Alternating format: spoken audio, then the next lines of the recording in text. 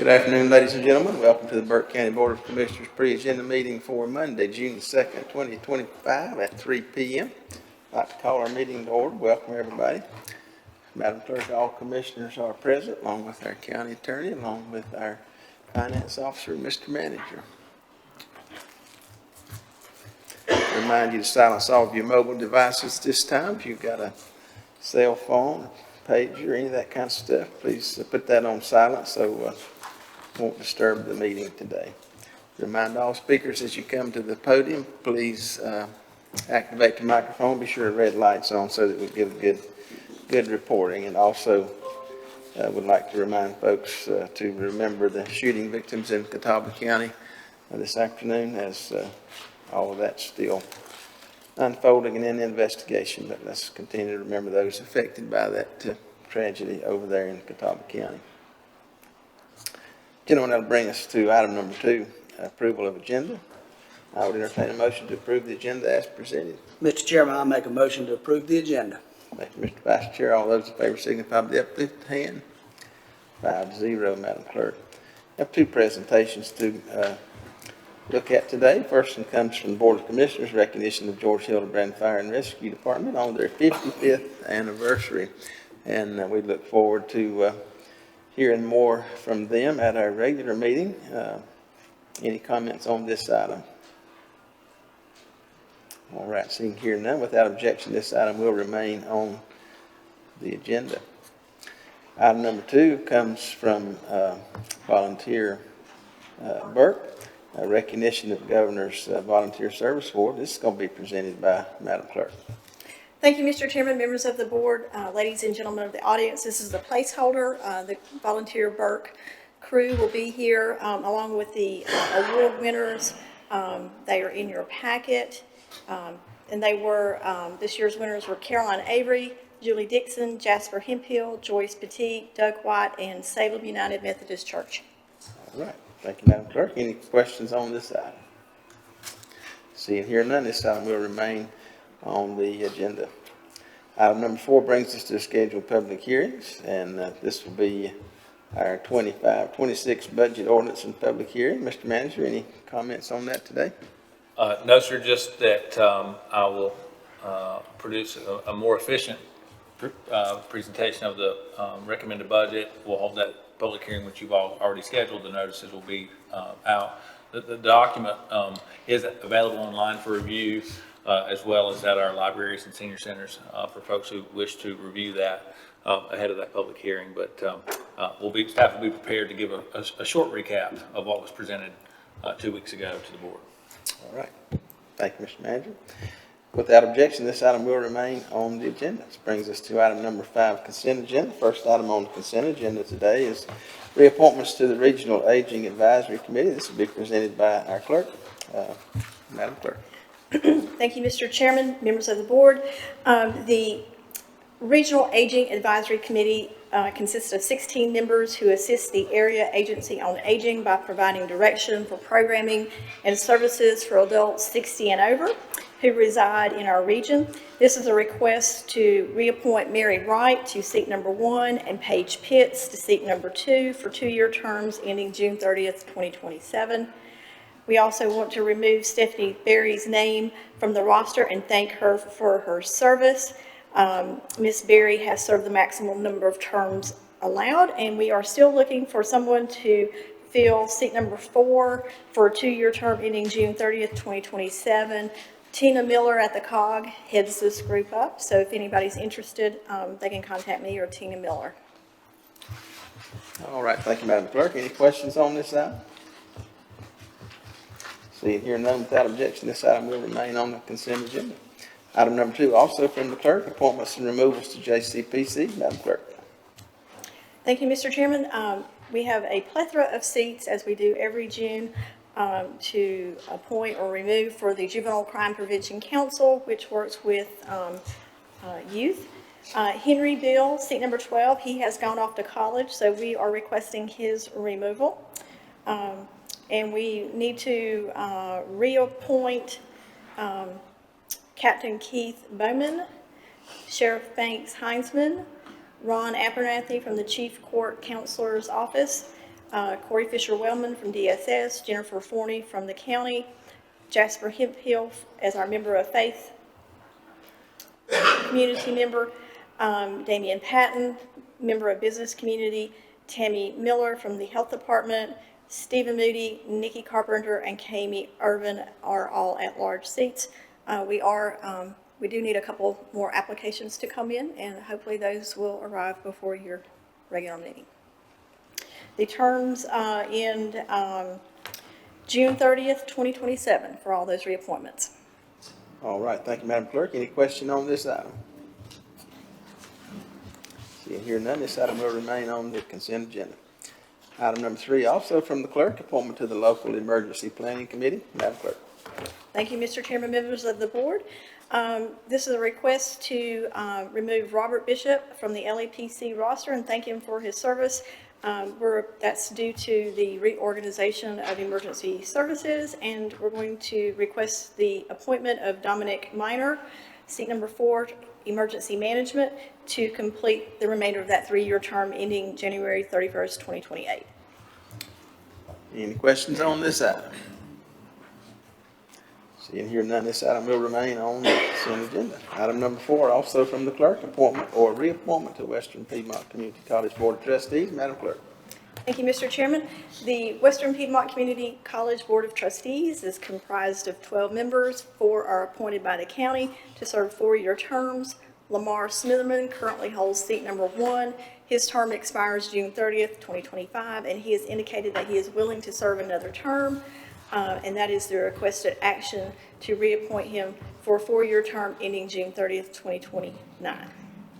Thank you, Madam Clerk. Any question on this item? Seeing none, this item will remain on the consent agenda. Item number 5, coming from the county manager, approval of the fiscal year 24-25 year-end budget amendment.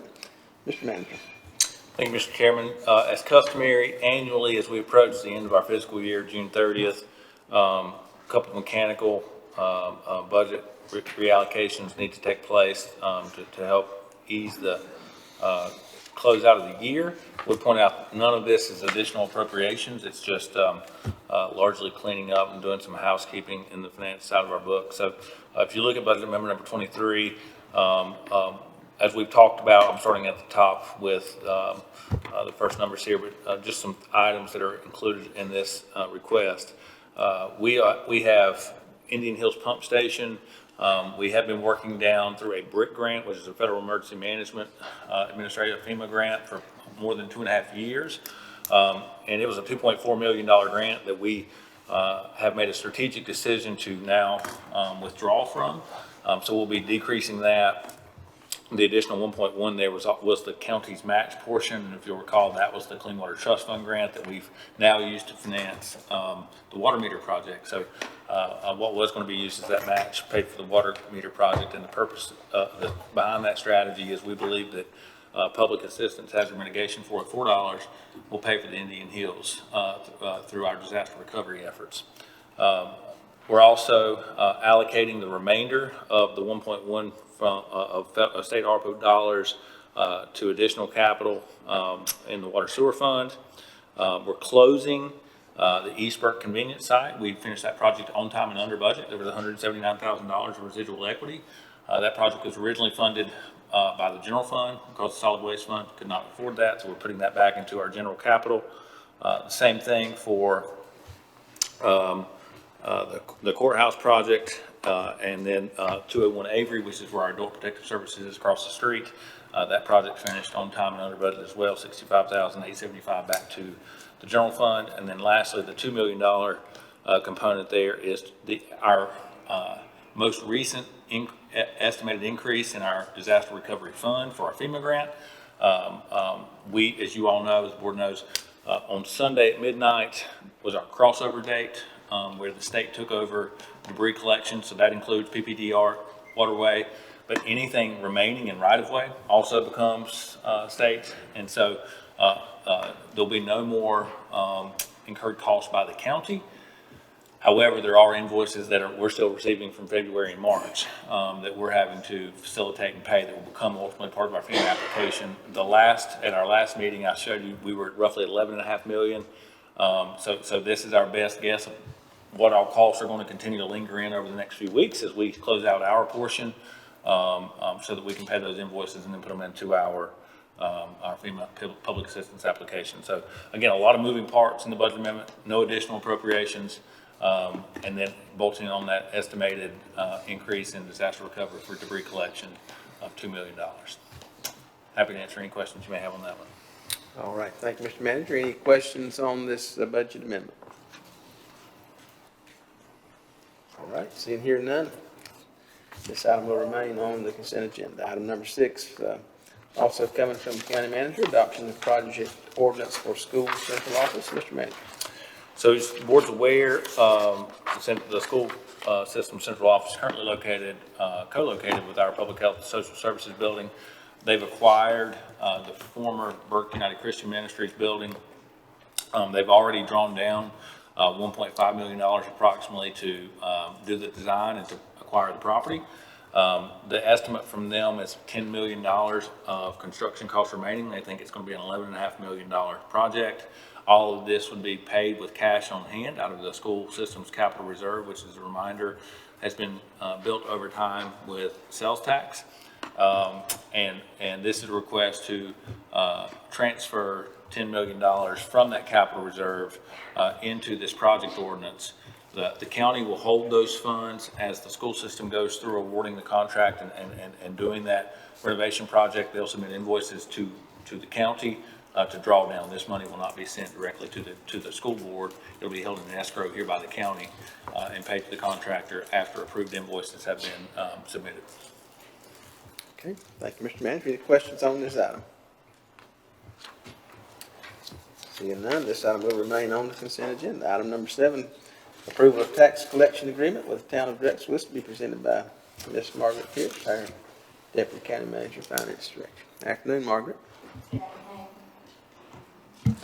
We were contacted by Drexel to see if we would be willing to assist with collections of their bills. It makes it a little simpler on the citizens to get one bill, less confusing, and then we just remit the money to them monthly. Their levy is approximately $520,000 for their town properties, so we do charge a 2% fee on that. We also collect for Conley Springs, Glen Alpine, Hildebrand, Longview, Roadhiss, and Valdez. And so this will be approximately $10,000 that's built into next year's budget for revenue for that work on their behalf. All right, thank you, Margaret. Any question on this item? Just need Morgan to now, don't we? Do you feel like we're recovering our costs, Margaret? Yes, sir. Okay. All right, any other questions? All right, seeing here none, this item will remain on the consent agenda. Item number 8, General Services, Cleaning Services Contract. This will be presented by Mark Delahunt, our General Services Director. Afternoon, Mark. Good afternoon, Mr. Chairman, members of the board. Burke County has used Patton Cleaning Services since 2008, and we'd like to extend that contract, renew it. This contract includes cleaning services for 18 county-owned facilities. 4 of these facilities are serviced 5 days a week. Due to the amount of traffic that they have, this contract includes that they supply all cleaning supplies and paper products.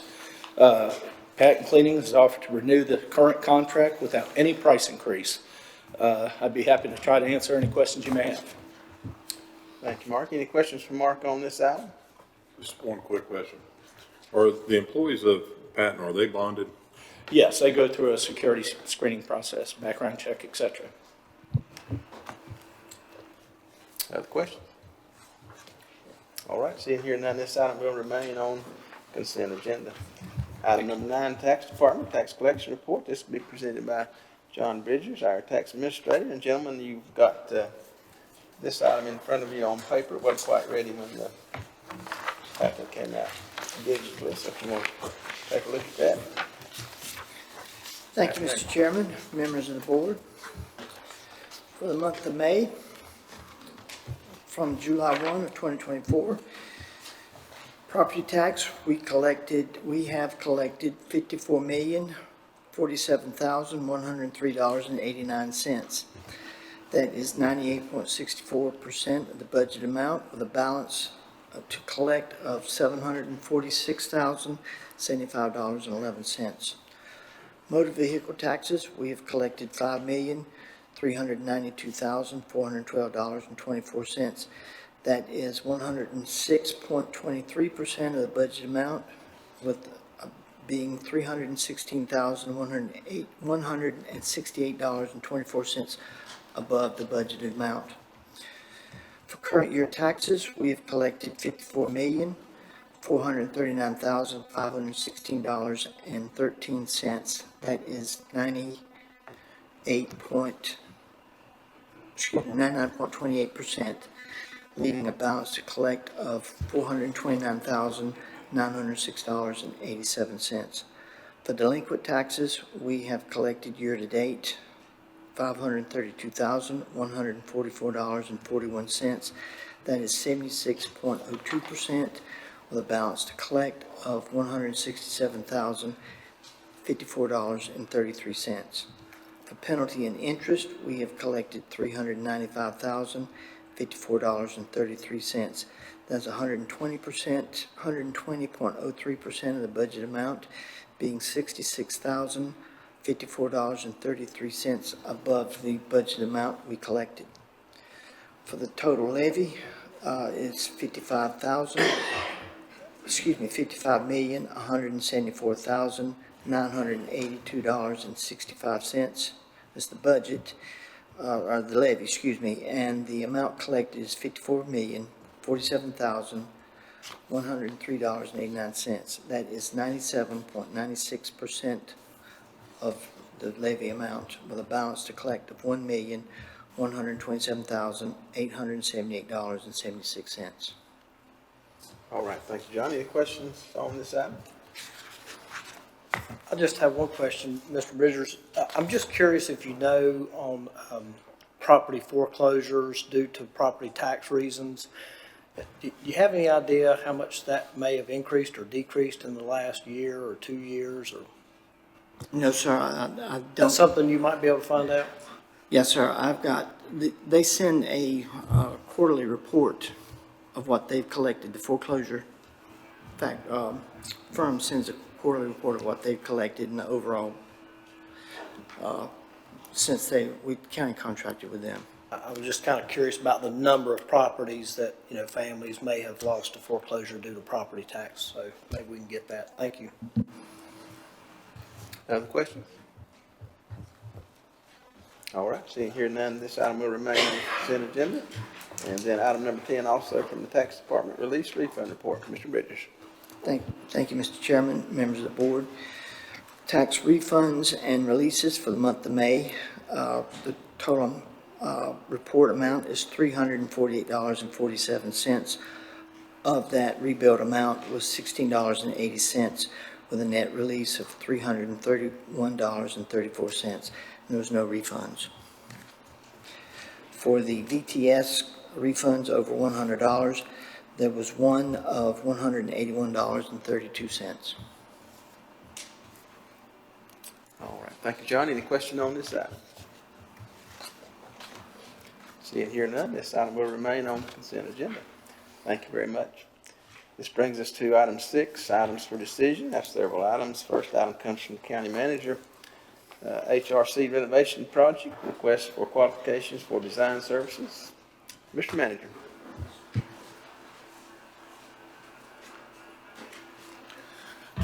Thank you, Mr. Chairman.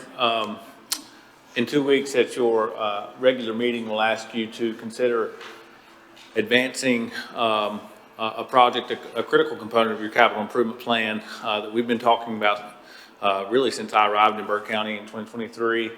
So I'm excited to get, again, one of this last major legs of this plan in motion.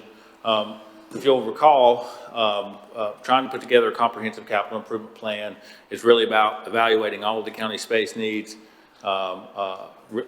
assessing infrastructure, and then also aligning that with a timeline and a financing model. And we think that we've done that.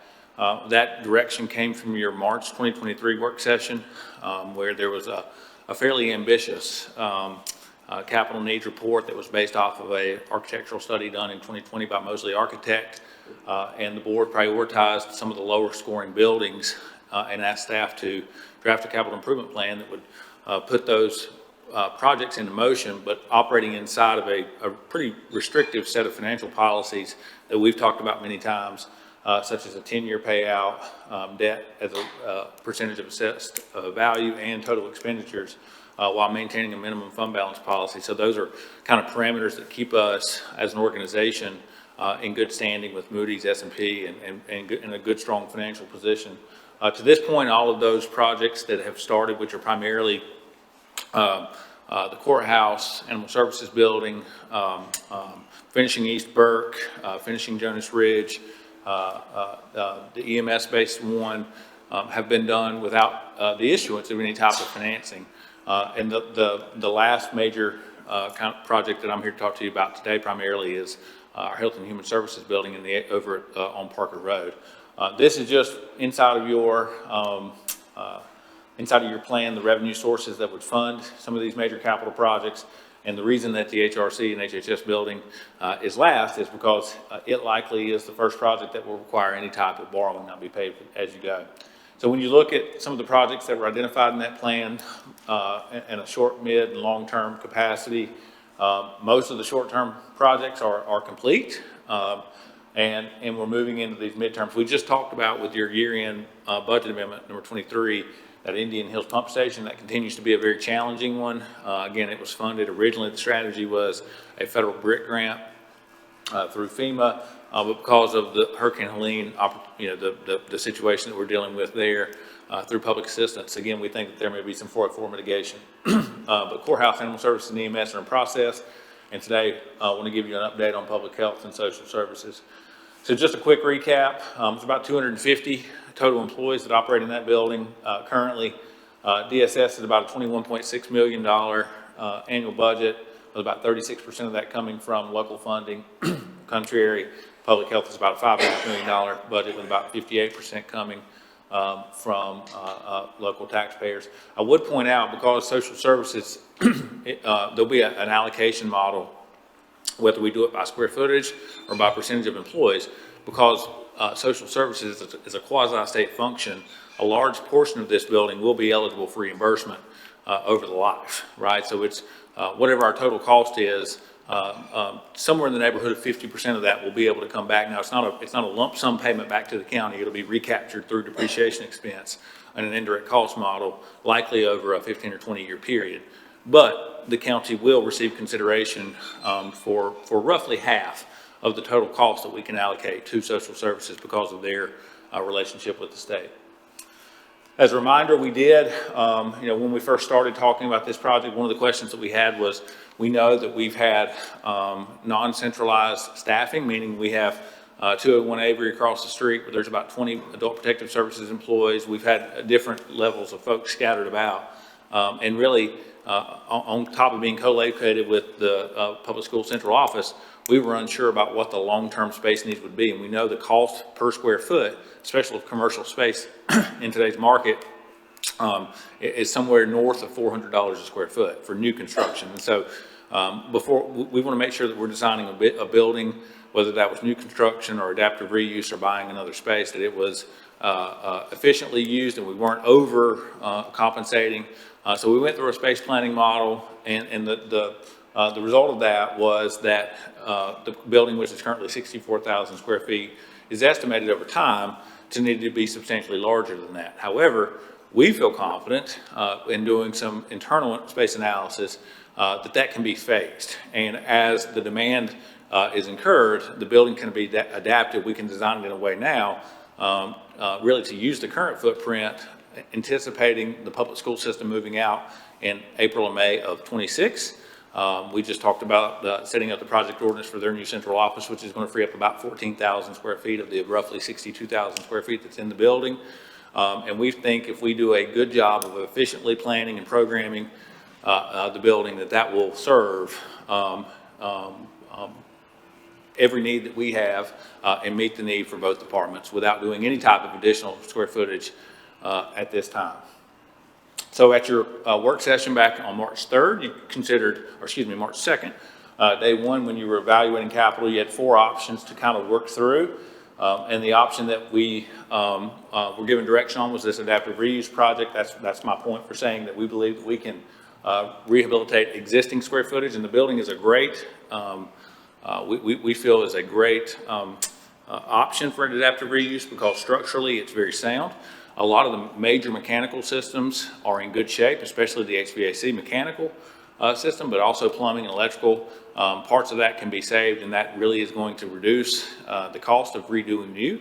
And it also avoids the site civil. That site is if you go back and we looked at some GIS photos from the 50s and 60s, and there's a significant, maybe 30, 40 feet of field where that building is built. So even though there's a large tract of land there on Parker Road, trying to find another suitable buildable site could be a struggle. So we feel confident about this adaptive reuse model.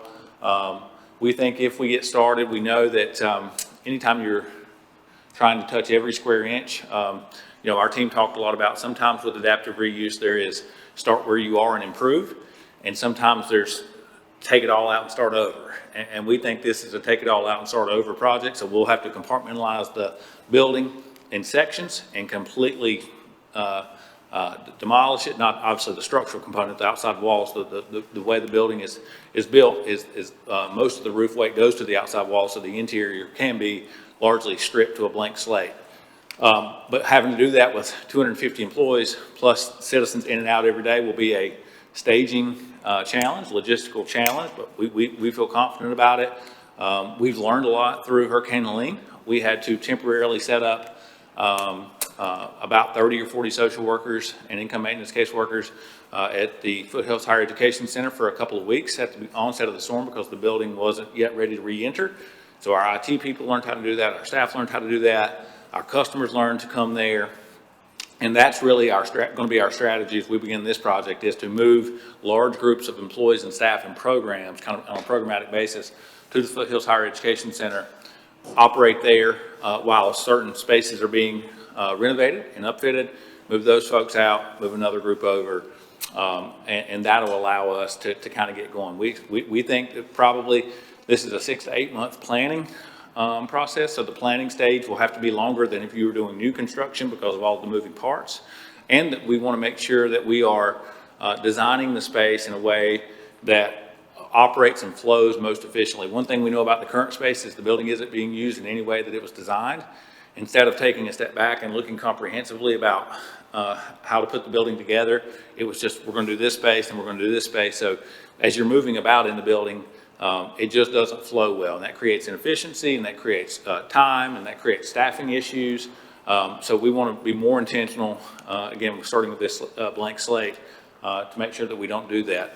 At this point, we think that this is likely a little over a 2-year project that would be complete by 12/31/2027. Again, if you think about the courthouse where we're touching significantly less square footage, it's still taking over a year because you're just moving people and going slowly, and at times there's times you can't run a jackhammer because it's operational time and nights and weekends and those type of things. So we're trying to balance time but along with budget with the goals of improving the building and space decompression. I think there's enough square footage there, so it's not being used in the most efficient way. And we think we can do better about that. The other thing about the way the building is configured is, for example, one of the complaints that we hear just a tremendous amount about is some parts of the building are frigid cold and other parts of the building are really, really hot. But a simple evaluation shows that the zoning and ducting doesn't align with how the walls. We have temporary walls that have been built everywhere, so returns aren't circulating, and that's an example, one of many, that can be rectified by redesigning the space. So we're recommending a low hard bid. It's called single prime bidding for this project. As you recall, the courthouse, which was a renovation most similar to this, we did a design build and that's kind of where you hire based on qualifications. The construction contractor, they hire their own design firm, and oftentimes for these type of staging projects, you'll hear that that's the best model because there's so much unknown in the scope. And with a design build, you're able to eliminate some scope gap. I think our team talked about this, and what we've seen primarily and what we learned with health or with animal services and EMS, we saved about $1.2 million. The commercial contractor market continues, I think, to be more competitive. some of the dollars that were part of the federal package a couple years ago that was $4.3 trillion that just flooded the market with cash. It has largely been used, and I think that folks are getting a little bit sharper with their pencil. To be honest, what we saw, we were with Dr. Swan and his team earlier this week, and they're going through a project, the initial stages, and they say costs came back at half of what they anticipated. So I think we're starting to see, I'm not going to say we're ever going to see a decrease in construction costs, but I think at least at a commercial level, you're seeing some flattening of commercial costs. So the more interest we can generate in this project and the more people we can get adequately competing against each other, I think that gives us a more opportunistic time to save dollars. And we can do it, again, even though there are complicated logistics and staging, if we maintain a 10 or 12% project contingency, that'll help cover any potential scope gaps of what's behind that wall we don't know, or, oh, we didn't think through this and having to rent this space or having to do this. So we think this is the best model given the concepts that we have. So we posted an RFQ for design, engineering, architectural services. This was posted for about a month, and we had 5 submissions. Obviously, it was sent out on listserv and posted on the county's website and to all the firms that we know that practice in this market. These are the 5 firms. We put together an architectural and engineering review team that scored each of these just based on presentation. What were their experiences? What did they tell us? Were their references? Those type of things. What was their overall competitive differential? We narrowed that. Here's the team. We put together a scoring sheet. So round 1 was just evaluating their proposal. Round 2, and you can see the scores there with Holland & Hamrick and Sizemore. Sizemore's from Asheville. In round 1, they were neck and neck, only separated by 1 point. So we advanced those 2 to the final round, which was held in this room. And each firm came in and did a short presentation about why they believe they're most qualified, as well as answered a round-robin group of questions. And you can see Holland & Hamrick was able to outscore the Sizemore group by about 12 points during that round. And so they are the recommended firm for consideration here in a couple of weeks. I would point out the primary difference that the team felt between Holland & Hamrick and the Sizemore group. The Sizemore group doesn't do their own construction administration, so they sub that out. So what that means is they draw the plans and then they hand it to somebody else to facilitate.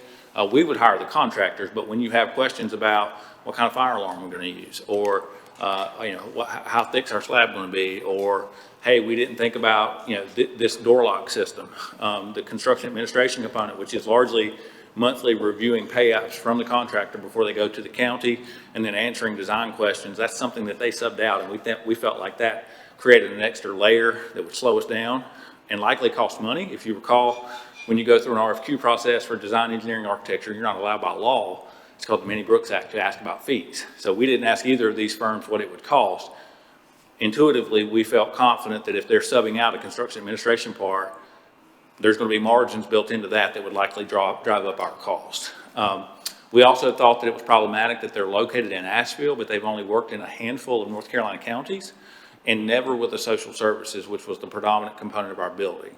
A ton of clinical health type space, so doctors' offices, urgent cares, hospitals, magnificent buildings. No doubt about it, they were industry leading in some of those components. But when we asked about social services, it was clear they were not familiar with the programmatic components of that. And again, that's 200 of our 250 employees and 65% of our space. And we want to design it in an efficient way, and all the staging. Holland & Hamrick was able to demonstrate that they had a lot of comfort with those type projects based on other projects they've worked on. And they too have done a fair amount of clinical space, both public health and private market medical practice. What we'll be asking the board to consider, Mr. Chairman, is just awarding a design, architectural, engineering contract to Holland & Hamrick pending review, certainly of contract by the county attorney, and reasonable economic negotiations, because at this time we haven't done that. Happy to answer any questions you may have. All right, thank you, Brian. Any questions to Brian concerning the renovation project? Brian, I know that this probably happened, and to the extent that you could say what has or has not happened, I'm assuming that we've taken into account that we have kids that stay over. That's part of this process, and also security. Yes, sir. And it will be better than what it is now. No doubt about that. Yes, sir. Mr. Manager, what is the estimated time that the school system plans on moving to their new location? So the most recent information I have, Mr. Vice Chairman, is somewhere in the April, May, June of 2026 timeframe. It could be as early as April, could be as late as June. That's the information that I have. Other questions? But I would say that won't hold our project up. If it takes us 8 months to design and we start in July, by February, we should have a set of plans to you all to review and for us to move forward, bidding to a contractor, and we can start on different sides of the building. So it'll be nice when we get there for them to be gone, and that'll give us additional space to allocate and phase, but it will not hold up in any way this project moving forward. So does the renovation we're looking at include renovating the area the school currently occupies? To some extent, it won't need near the level of investment that the rest of the building does because they've done a fairly good job. But still, there'll be walls that need to be shifted and those type things, Commissioner, just to make sure, depending on, once we get into the detailed planning stages of, is this going to be food nutritional or is this going to be social workers or, you know, what's going to be in that part of the building? There likely will need to be modifications. Again, just to, you know, examples of more modern space. The way historically these buildings were engineered and designed is that every employee had an office, and you go get your client, whether you're doing an interview for economic services or whether you're a social worker, and you take them back to your office, you close the door, and you have this meeting, and the goal is to achieve privacy and those type of things, but that consumes a tremendous amount of square footage. A more modern design is people work in modular furniture. If you've toured, I know all of you have the building across the space, and then you have shared meeting rooms, right? You have larger rooms, but you kind of rent that out. And when you know you have a client come and you say, I'm gonna be in there with client A from 2 to 2:30, and your name's on the room, but your working space is, 100 square feet versus the 250 that would be in a customary office. So we don't know exactly how it's gonna be laid out yet. It's hard to say what we'll need to do that space. So it'll be less than the rest of the building, but something. I was curious because the ladder that you talked about is what we did when we remodeled that space in 16, 17. So I was just curious if it was going to require a lot more. Yes, sir. Other questions? All right, seeing here none, this item will remain on the decision agenda. Thank you, Mr. Manager. Item number 2 comes from Human Resources, presentation and consideration of updated HR policy.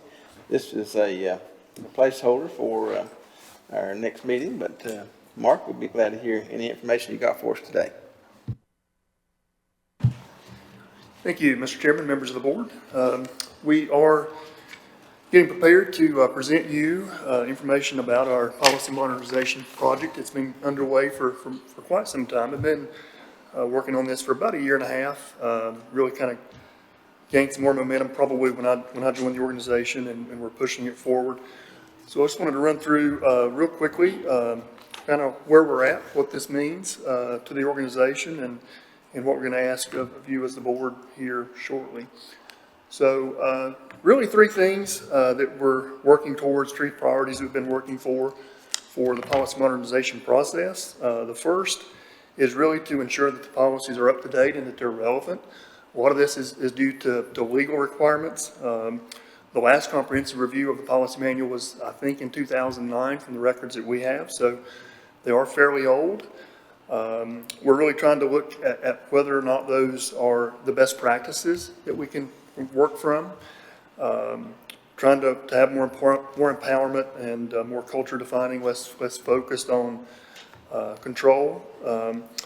Reducing risk, again, from a compliance standpoint, making sure that we are in compliance with federal, state, and local employment laws, that they're clear. If you've spent any time in our policy manual thus far, it's not the most clear document. There's a lot of times you might go and you look in the table of contents for a certain subject, and it might say it's on page 40, and it's really on page 52. And so really just cleaning up that whole document.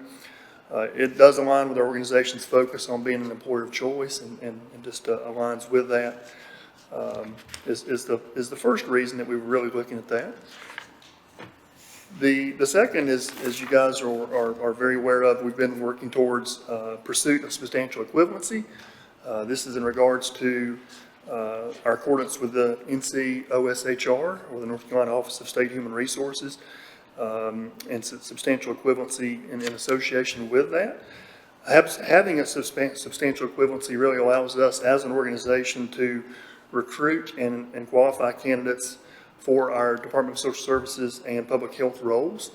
It allows us to determine compensation accordingly in-house and not having to go and work through NCOSHR for that, allowing us to classify a position into appropriate job families, which have been defined, and ultimately really allows us to work more efficiently and more effectively through that process. So substantial equivalency is very important to us as an organization as we move forward. Third reason is we have been working towards updating our compensation and classification process. There was a study that was completed prior to my joining the organization in 2024, resulted in an updated classification system and a compensation pay grade system, and that does mirror OSHR and other counties. A lot of times when we are trying to maybe compare compensation for a specific role, it does help if we're looking apples to apples and those job titles and classification and the pay grades are the same as Catawba or other counties around. So it really does make sure that we're comparing those sufficiently. It does set up job duties and pay bands through that system. We did, through this whole process, review every single job description across the organization, making sure those were up to date, making sure those were modern, making sure that they were really what we were looking for, especially when we talk about recruiting and using those for job postings and things of that nature. Again, it does allow us for easy comparison for market research. So those are the three main reasons that we are working towards driving towards a new policy manual and a new process. Again, we talked about substantial equivalency in the second bullet, but we have been working on that for quite some time. If you will remember, the board did approve the recruitment and selection piece of that. So we are looking for going for three sections of the substantial equivalency, and that was approved in April of 2024 of last year. And we did receive substantial equivalency on that point in August of last year. So we still have two pieces of that we are looking to move forward and achieve substantial equivalency, and that's in classification and the compensation plan. And so that if you guys are agreeable to this as we get into the next session, will allow us to petition the state for substantial equivalency designation in those two areas. As we went through the policy updates, did allow us to look at those in great detail, and we did make changes to some of them. Some of the policies that had some of the broader or more changes were around, again, employment law compliance, things regarding youth employment that probably affects us more in our Parks and Rec and maybe ground maintenance crews. What youth can and can't do in those employment relationships. FMLA Act has some updates that were incorporated with that. ADA with the Americans with Disabilities Act. Some new laws around Pregnant Workers Fairness Act, and also associated with that was the lactation accommodation. So those have been updated with those legal requirements in mind, and the policies adjust to reflect that. Some additional policies that we looked at that really needed some updates and modernization was around just a couple of them were tuition assistance. Social media is a big one for government organizations. Bereavement leave, on-call process and requirements for that. Adverse events, this is essentially weather. A lot of times for us, we actually during the hurricane had this come up and and really didn't have a great, clear policy around what we would do and how we would do it and who it would affect and who it wouldn't affect. So we did draft some language around adverse weather events. We talked about part-time employee hours and the disciplinary process. So lots of things there that I think will just get us in a better spot when it comes to our policies and procedures.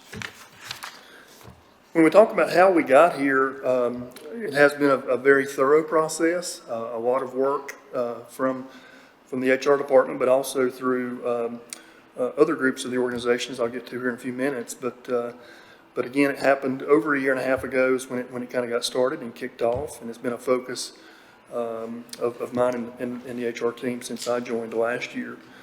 We did go through the policies and determine what policies should be included and excluded. Again, looked at best practices. We did get policy manuals from other counties and other municipalities, and where we could use those and not recreate the wheel, we did that.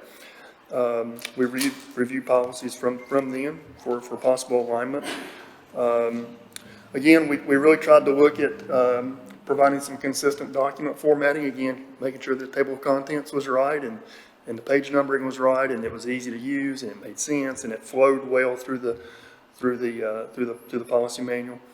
We identified policies that may have been problematic to us as we're dealing with employee issues over the years. And when we look at the policy and look at an employee issue, did it align to where it needed to from maybe a disciplinary process? We defined that process for reviewing the changes. We did essentially started through my office and looked at the policies and looked at the ones that we felt like needed to be some changed, and we implemented and come up with some drafts. And then we've put those through several different groups. We started with employee listening groups. So we had groups of employees that were from across different departments of the organization that we had pulled together, and put those in front of the listening groups and talked through those and asked for input, asked for ideas, and listened to that through that. Then we made edits to the program, to the manual, and then we went through the HR subcommittee that we pulled together again. Those were a diverse group of leaders from across the county that we had, and then we made changes from that group, and then we went to the department heads and had them review the policy manuals or policy updates along the way. Brian's been through many of those as well, and reviewed the policy manual as well, and we're in the process right now of legal review by the county attorney's office. And we'll talk more about that in just a second. So we do have electronic copies that have been, I think, sent to you. Those are in draft form at this point. We are in the process of developing a hard copy for your review over the next couple of weeks. Destin has been through the policy manual. He's had it for several weeks. We did receive about a third of those reviewed back from him on Friday. So the policy manual is about 120 pages, so we got about 40 pages that are back and reviewed. We've went through those, and we will accept those changes. There's mostly, things of just legal input that he put in there. Nothing major, no major changes. So we are awaiting those final 80 pages that we expect back here in the next couple of days. And then once we get that, we'll accept all those changes, get that into a final draft form, and get that into a manual that we'll give to each of you in the next couple of days.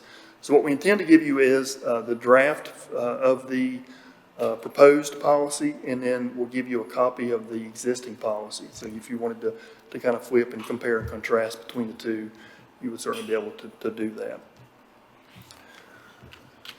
So the requested action of the board, there's two there. The first is to approve the personnel policies subject to review and revision by the county attorney. We want to have an effective date, or a proposing effective date of July 1st. And then the second item is request from the Board of Commissioners adoption of a resolution to certify substantial equivalency in those two items of job classification and compensation. We have been in contact with North Carolina Office of State Human Resources, and it looks like we'll be on the October agenda for them. And so we'll have plenty of time once we kind of go through that and get submission to North Carolina OSHA for that. And if approved, we will move to start implementing the policies throughout the organization. We'll obviously do a lot of training with our employees, with our department heads, and key leadership on those key changes. We will distribute a new policy manual to each of our employees and make those available. And we'll start rolling that out in our new hire orientation process as well.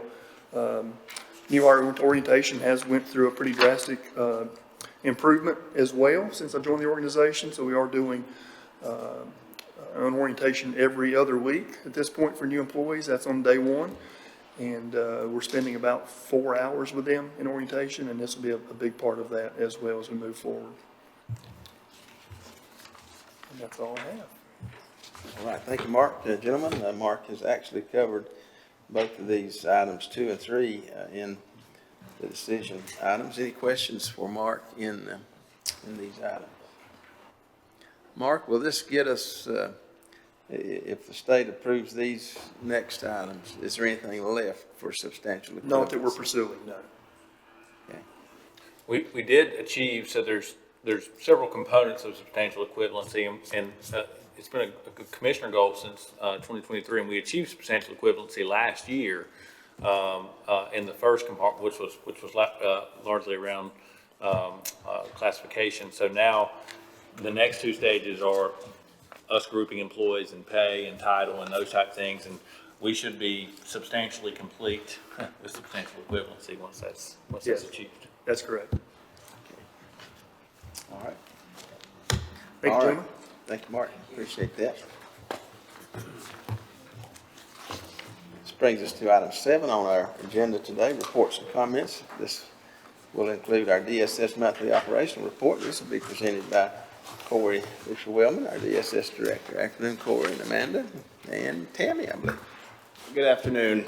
So, at the request of our DSS advisory board, our staff have been preparing what they refer to as deep dives of the different programs throughout the agency to kind of help them learn the different complex things that we do across the organization. So we've been preparing those on a semi-regular basis, and we felt like for creating it would be beneficial to share them with you guys as well. So if you'll remember back a couple months, we presented on our adult services functions, and this month Amanda Grady, our assistant director who oversees economic services, and Tammy is our program manager over Medicaid. They're going to walk through an overview of kind of what Medicaid is and the services we provide. So I'm going to get out of their way and let them talk.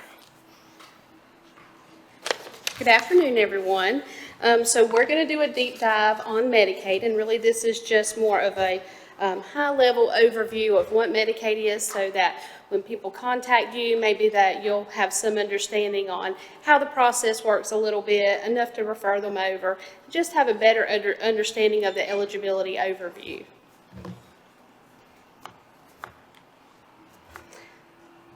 So our objectives are to understand a little bit of the history and the purpose of Medicaid.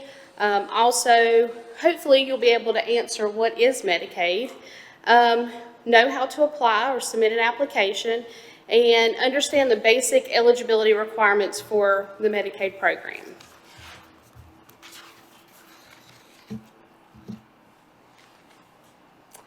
So just to give a little history, and Tammy's going to go into it a little bit more, but in 1965, as part of the War on Poverty, President Johnson created the Medicaid program for low-income Americans. And Medicaid is an entitlement program, which means that the government must pay for the covered health services of eligible Medicaid beneficiaries. Do know that they must still be eligible and meet the resource limit in order to be eligible. I'm going to give you a little bit as we move on, but it is kind of broke up in, Medicaid is very different. There are some mandatory federal statutes and requirements and policies. However, each state has been given the autonomy to establish its own standards, as well as determine the type, amount, duration, and scope of the service. It sets the rate for the payment, and the states administer their own program.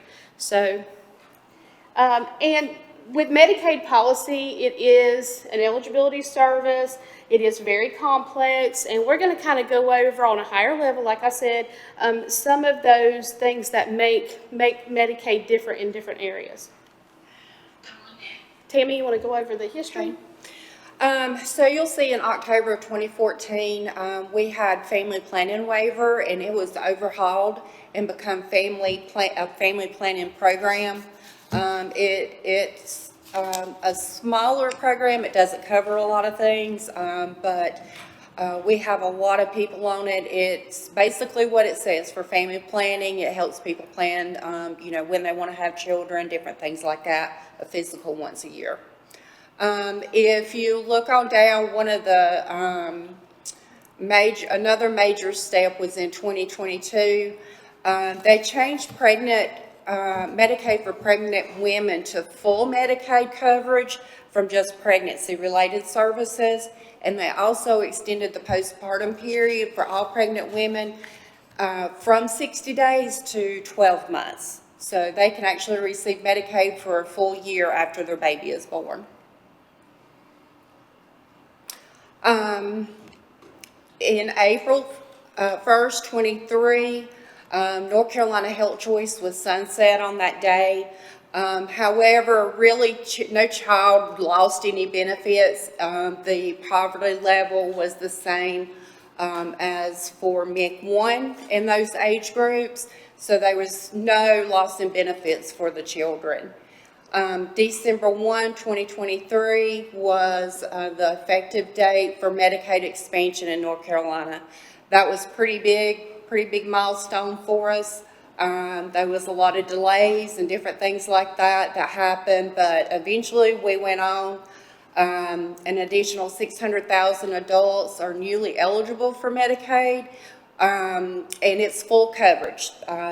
They get any kind of services that they need that Medicaid would pay for. And in Burke County, we have a little over 6,000 people on expanded Medicaid. So what is Medicaid? Medicaid is health insurance for folks who have low income or cannot afford their health care cost. We have two different types. Categories. One is family and children's Medicaid, and the other is adult Medicaid. Then we also have expansion, which serves people from 19 to 64 years old. So again, going back to the funding and administering Medicaid, Medicaid is jointly funded by the federal government and the individual state. Again, like before, the state does administer, it establishes and administers its own Medicaid programs. As we move forward in this, we're going to go through some of these kind of quickly because you do have a copy of it.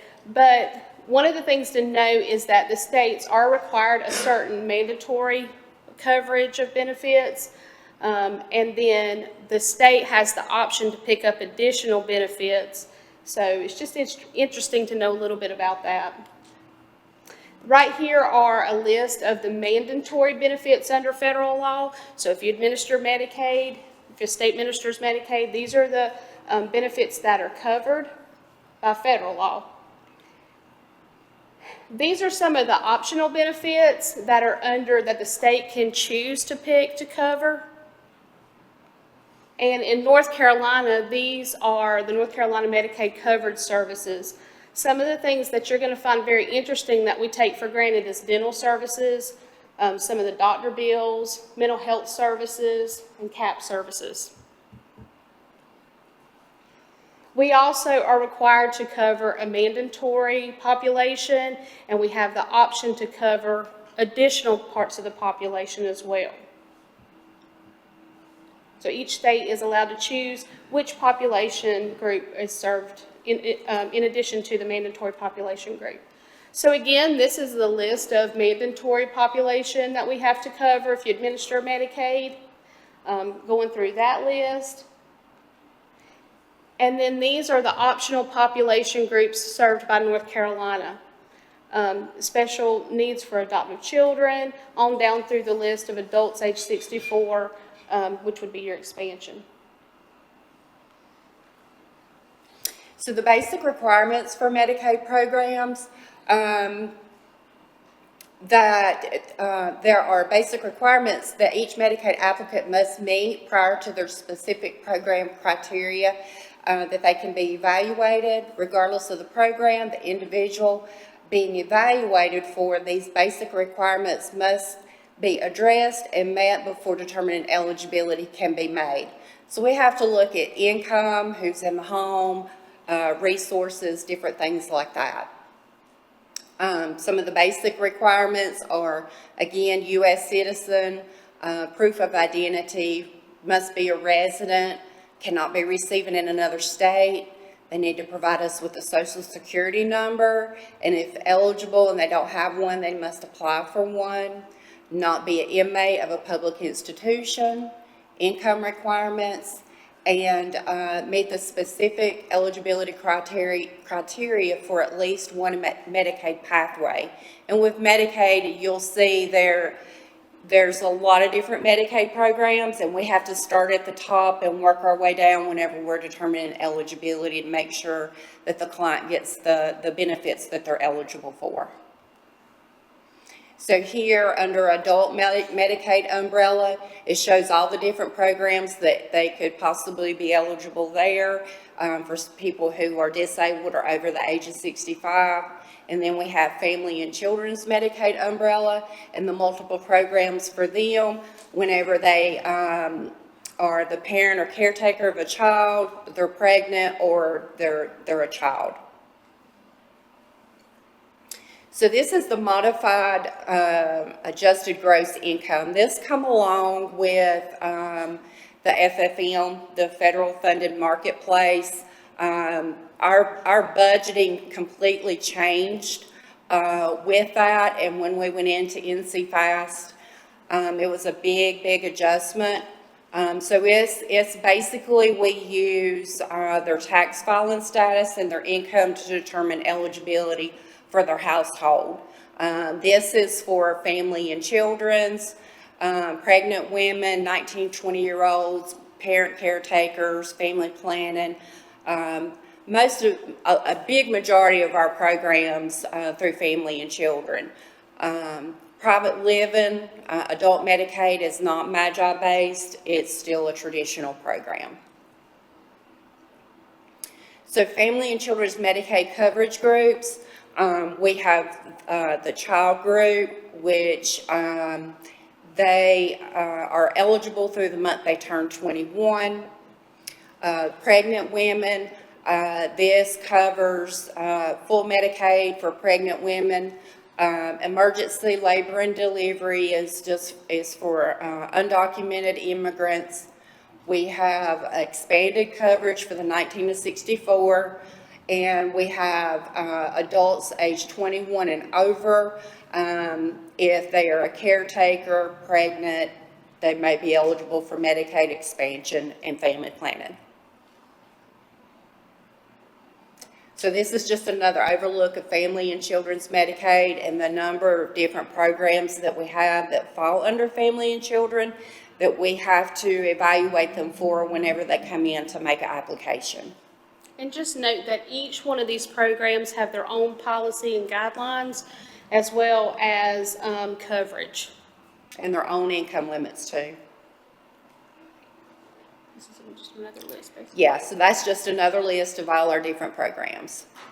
The other thing to note is that after a worker goes through the process of evaluating someone for Medicaid, because we do have to look at their whole household situation, you would also have to look to see if one didn't work, would they meet a different one? And so at the end of the day, we still have to evaluate everyone all the way down to family planning. We also have medically needy. So this is for someone, they may be over the income for full Medicaid as a parent caretaker or as a disabled adult. And we look at their income to determine a deductible based on what their income is. If they have enough of medical expenses that is unpaid, then we can apply those bills to their deductible and they could get 6 months worth of Medicaid benefits. So we have private living arrangement, which we call PLA. This is for those that are over the age, or 65 or older, or deemed disabled or blind. So these services, it's most of it's full Medicaid, if they meet the income limits to where they can meet their medical needs. In order to be eligible for adult Medicaid, you need to fall in these categories, be in a categorical group, meet the income limit, meet the reserve limit, and meet all other non-financial requirements. Categorical groups for adult Medicaid it goes all the way up for individuals who are disabled, which is full Medicaid, blind, 65 or older. We do have some programs that the income limits are different for, that where if they're receiving Medicare, they can get their Medicare premium paid. They may not have Medicaid services, but that puts their money back in their check for them. Sorry. There is emergency Medicaid for undocumented. It has to be a life or death situation. And then again, we have to evaluate for the MXP program, which is the expansion, and for if they're not receiving Medicare and if they're not pregnant. So we have long-term care Medicaid. This is a program where when people are not able to stay in their home anymore and they need to be in a facility. This is a very complex program that we have. These are not easy applications. There's a lot of things you have to dig in and find to look at to see if they meet the reserve limits. They already have to be placed into a facility in order for us to evaluate them. But these applications can take a lot of time, and it's not something that they can just come in and apply and they're eligible the next day. They sometimes can go months trying to get the eligibility for these folks. And then we have the CAP program, Community Alternative Program. So one of the things a lot of times you'll hear, I think last time when we did a deep dive, you heard from Adult Protective Services, and they talked about their side of CAP. Well, on the eligibility side, we have to determine them eligible for that program. There's two major parts in that. There's CAP-C, which is a child for children, and then there's also the CAP for disabled adults. What this program does is it allows people who would normally maybe need institutionalized care, but it also allows them to be able to do that from home, that they can get some of those same services. So children who otherwise, they can stay in their home, they need some of these extra care things. That's what this program does. So it allows them to stay with their family, it allows them to stay at home. It's a very good program for the community and for the people who need it. It provides services, supplies, and a social worker. So we also have another program that's all-inclusive care for the elderly. It's called PACE. So PACE is a program that, again, if someone is needing to be placed in a facility, but they want to remain in their home as long as they can, but they need some extra care. So how this works is they come in and apply, like as if they were applying for long-term care. They have to meet all the same criteria and eligibility guidelines as what long-term care Medicaid does. But when they get approved for this person receives, it's all-inclusive, so all of their care is handled by PACE, their doctor is with PACE, everything like that.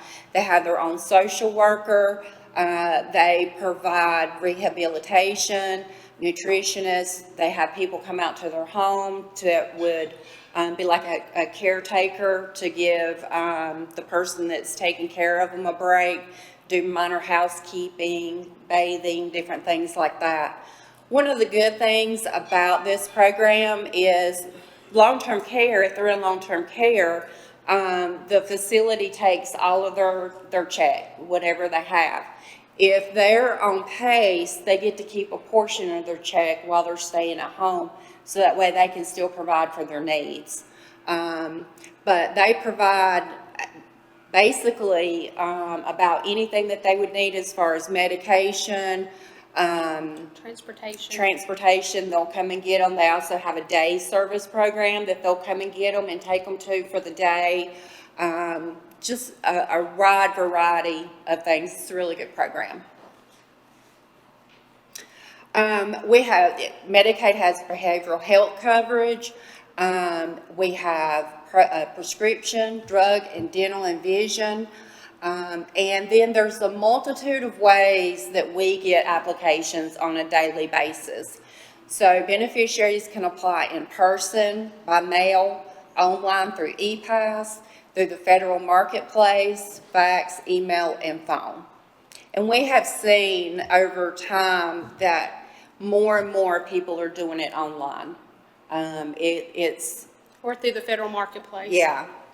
So they have a lot of different resources there, so that way they can apply for benefits. So just know those applications are coming in constantly. Just not those people walking in. And just wanted to know if you had any questions. All right, thank you, ladies. Any questions for Amanda or Tammy? I just have a question. When folks come in to apply for certain services, I'm just curious, it sounds like as the federal government and the state have shifted things over the years, is there a central software program that you just say, hey, give me all your information, and then it tells you what they're qualified for? Or are you having to go into each section, say, hey, I think based on what you're telling me, you might be qualified for this, and you have to go to that section and do all of that, and then start over if it's something different? I'm trying to figure out how hard is it? Okay, it's kind of a loaded question. I think when NC Fast came out, and if you've heard what NC Fast is, it's a system by the state where we house all the information. And when it was created, it was supposed to give you, I think it was designed to do that, so that you could put all the information in, hit the eligibility button, and it would tell you, what they were eligible for. However, that didn't work that way. So the caseworker involved has to have a lot of policy knowledge. It does take a good bit of time for someone to actually learn all that policy. That's why, when we have a new hire come in, then they'll work with somebody up to a year, having their work check second party, just to ensure that that they were given everything that they needed and it was done correctly and timely. So, the shorter answer is no, there's not really. I think that the state has done a better job as far as giving us the information, getting it out to us a little timely, allowing training. We have, the state's done what's called a learning gateway, where we can go in and get a little bit more education on each part of the program and the changes that they make. Do you want to add anything to that? To a certain extent, they do screen them when they come up to the window as to, just who's in your home, do they have children or no children, and that way they kind of know what direction to put them in. But all of our workers understand that they have to be evaluated for all programs, and if something happened at the front desk and they didn't tell them they had a child in the home, but then when the worker gets back there and they say that they do, we know what steps need to happen to make sure that they get to the appropriate person to be evaluated what they could be eligible for. And we made it really easy for the front desk too. So we broke it down a little differently than some of the other counties. When a client comes in, really all the front desk needs to figure out is, are there children in the home or is there not children in the home? And then it will determine the path that they take when they go. And then at that point, the worker will evaluate for what program they're actually going to be eligible for. Okay, thank you. One thing, go ahead. I just had a quick question. You talked about what federal services are and what state services are, and you talked about how some of those have expanded over time. Does the state and federal government always provide the funding to cover those expansions, or are they unfunded mandates? And the other question I had is, what is the criteria for someone who is aging at home that is suddenly going to have to go into skilled nursing care or assisted living? What are the primary benchmarks for those folks to be able to transition into that? As far as the funding source, and then Tammy, you can cover the other part. And if I don't get your question correct, just let me know. As far as the funding source, you know, Medicaid will pick up the federal piece of it. They get allocation. The state gets the allocation from the federal government, and then the state will pick up the rest of the funding. As far as once it gets to the local area, you know, we're administering the different programs that we kind of shared through Medicaid. So, you know, we don't see as far as once it hits the state funding, it's Medicaid to us, even though it does have to go through different pathways and avenues. And as far as reimbursements, in our positions have different reimbursement rates. So, for example, a Medicaid worker has a 75% reimbursement rate, where a food stamp through USDA, they have a 50% reimbursement rate. The reason I asked the question is a couple of years ago when we were going through our reval and our budget, we suddenly, with Medicaid expansion, and I'm told by numerous people that it had nothing to do with it, but suddenly the hold harmless funds that usually came back to the county for those services that we provide, we covered up front, we were $1.6 million short. And I've tried to get to the bottom of that, and nobody can give me an adequate answer. That happened on the heels of the same time we had a decline in the economy and we lost $1 million in revenue on vehicle tax. I mean, so I'm always suspect when I see federal and state programs that they pay for this, but do they really pay for this? And Right. I would love to know if anybody's got any information to explain to me how our hold harmless expense went down. We incurred a $1.6 million cost.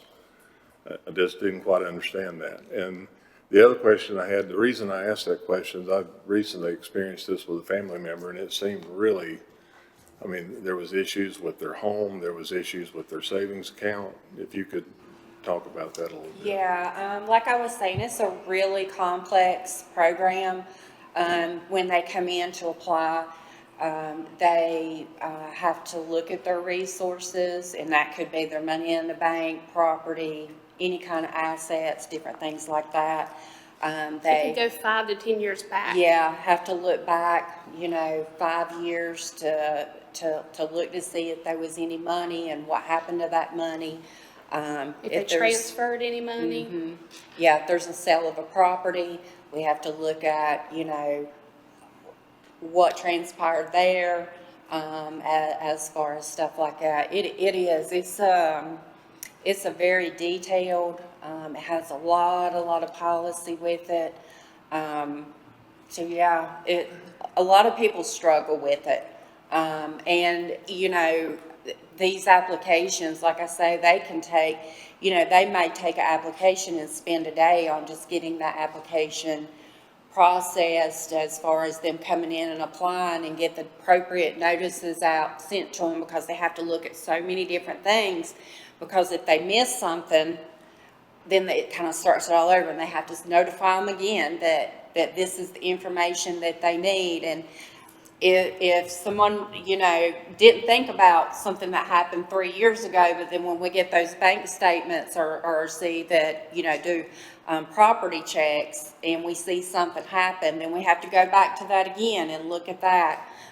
So it's a very tedious, complex program. The other thing to keep in mind is we do have to ensure the accuracy of those programs, because in the event that, an employee made a huge mistake, it can cost a lot of money, especially in long-term care.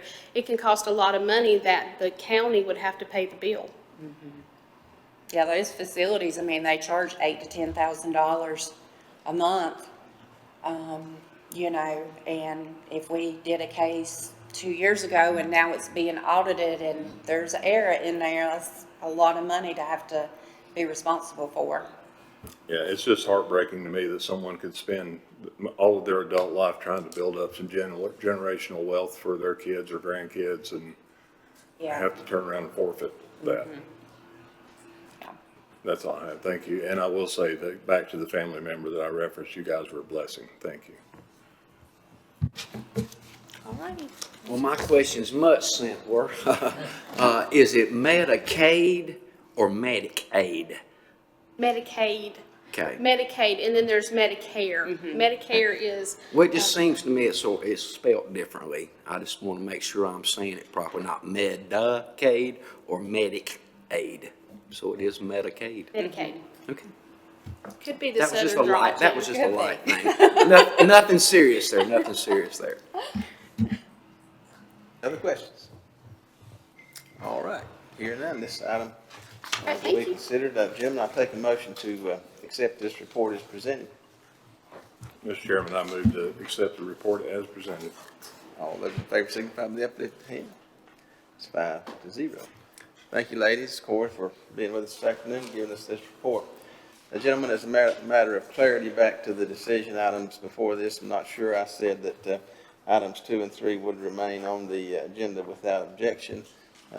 Here, no objection, those items will remain, okay? All right, just before I go through a few courtesy reminders, I'm going to give the manager an opportunity to make a couple updates on a couple other areas. Thank you, Mr. Chairman. I assure you I'll move quickly. Just wanted to share, very excited, actually beginning yesterday, private property debris removal and waterway debris removal are now active functionally in Burke County. We have drones in the air today, flying Linville waterway, monitoring that.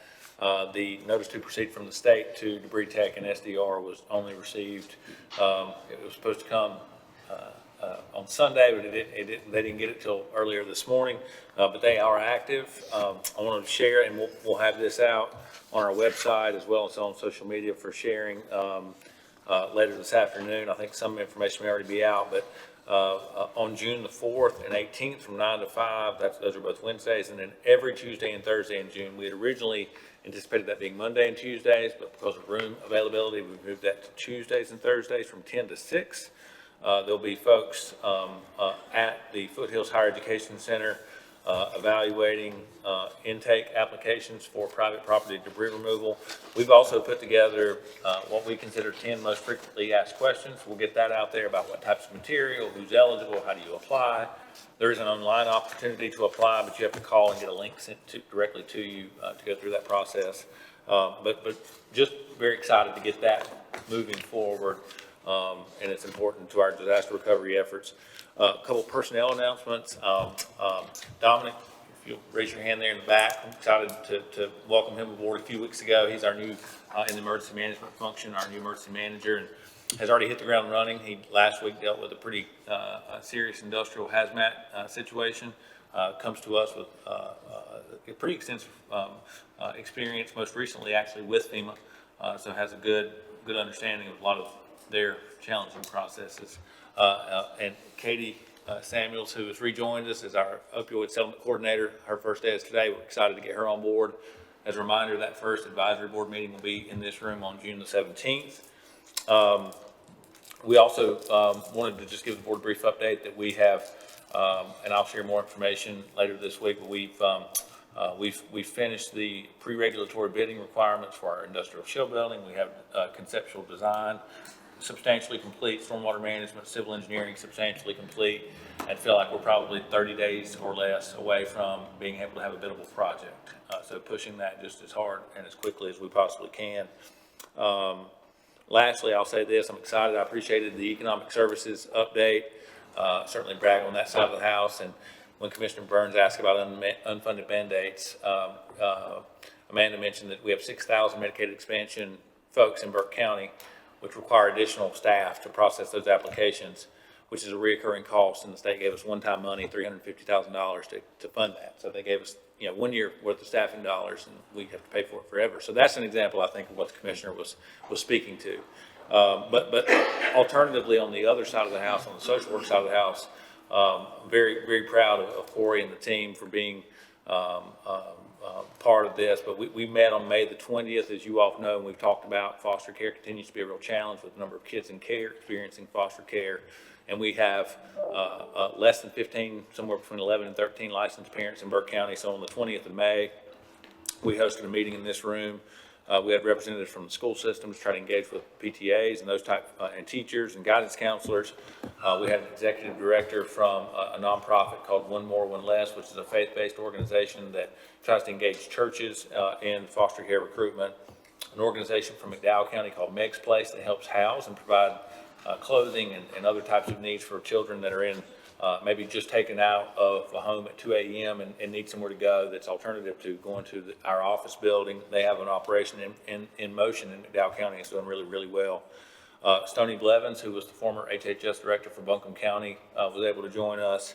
We had the guardian ad litem, and of course, Corey, Chaz, and myself, and our professional staff. And it was just an overwhelmingly positive meeting.